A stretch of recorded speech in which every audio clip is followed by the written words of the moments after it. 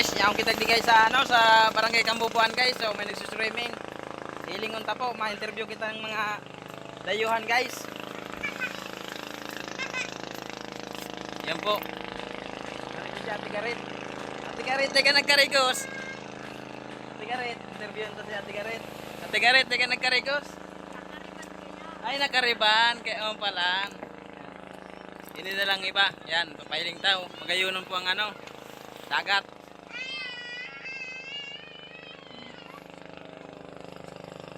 Malinaw-linaw ang tubig.